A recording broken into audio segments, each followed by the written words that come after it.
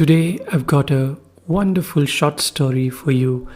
It's called Happy Endings and it was written by Margaret Atwood. So without any delay, let's start. John and Mary meet. What happens next? If you want a happy ending, try A. A. John and Mary fall in love and get married. They both have worthwhile and remunerative jobs which they find stimulating and challenging. They buy a charming house. Real estate values go up. Eventually, they can afford live-in help. They have 2 children to whom they are devoted. The children turn out well. John and Mary have a stimulating and challenging sex life and worthwhile friends. They go on fun vacations together. Then they retire. They both have hobbies which they find stimulating and challenging. Eventually, they die. This is the end of the story. B. Mary falls in love with John, but John doesn't fall in love with Mary. He merely uses her body for selfish pleasure and ego gratification of a tepid kind. He comes to her apartment twice a week and she cooks him dinner. You'll notice that he doesn't even consider her worth the price of a dinner out.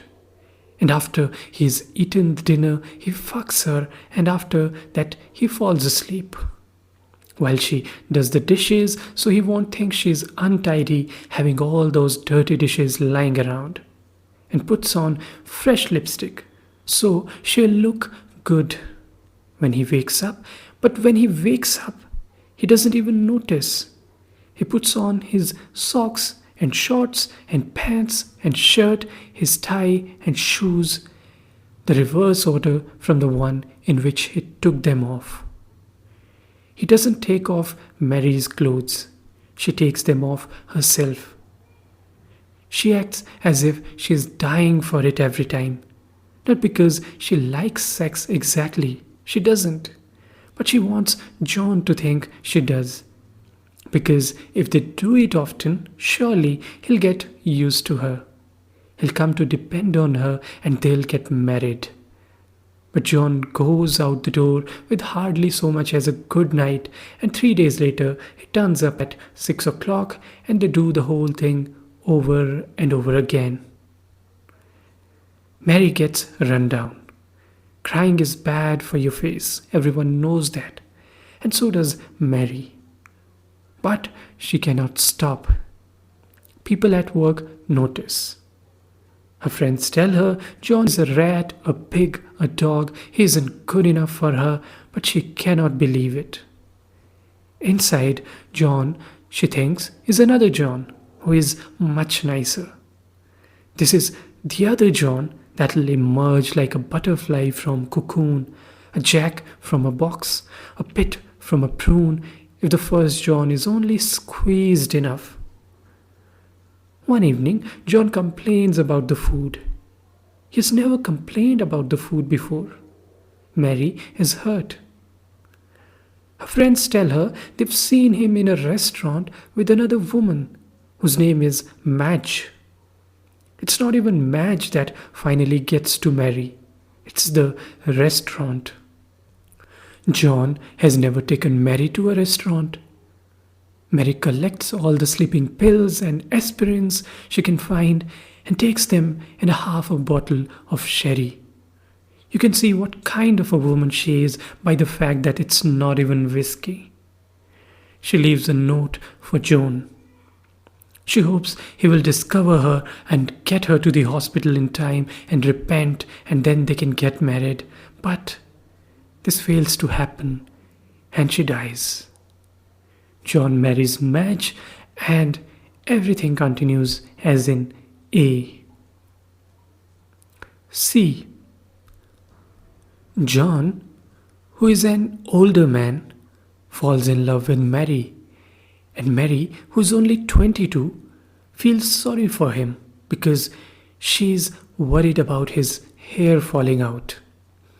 She sleeps with him even though she's not in love with him.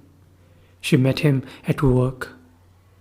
She's 22 and has fallen in love with James, who is also 22 and not yet ready to settle down. John, on the contrary, settled down long ago. This is what is bothering him. John has a steady, respectable job and is getting ahead in his field. But Mary is not impressed by him. She is impressed by James, who has a motorcycle and a fabulous record collection. But James is often away on his motorcycle, being free. Freedom is not the same for girls, so in the meantime, Mary spends her Thursdays with John. Thursdays are the only days John can get away. John is married to a woman called Madge, and they have 2 children, a charming house which they bought just before the real estate values went up, and hobbies which they find stimulating and challenging when they have the time. John tells Mary how important she is to him, but of course he cannot leave his wife because a commitment is a commitment. He goes on about this more than is necessary, and Mary finds it boring. But older men can keep it up longer, so on the whole, she has a fairly good time. One day, James breezes in on his motorcycle with some top-grade California hybrid, and James and Mary get higher than you would believe possible, and they climb into bed. Everything becomes very underwater. But along comes John, who has a key to Mary's apartment. He finds them stoned and entwined. He's hardly in any position to be jealous considering Madge, but nevertheless he's overcome with despair. Finally, he's middle-aged.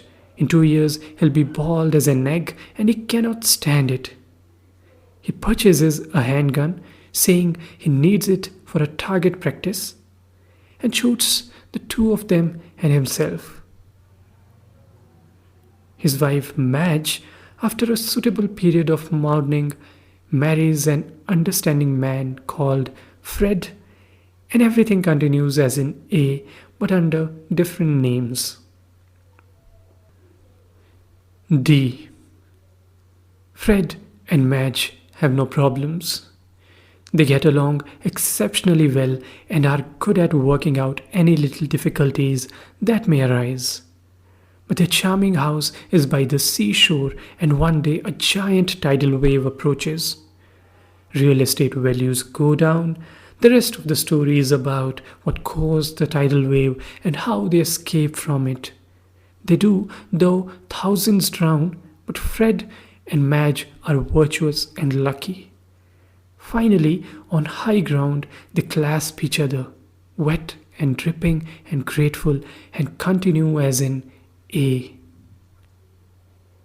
E. Yes, but Fred has a bad heart. The rest of the story is about how kind and understanding they both are until Fred dies.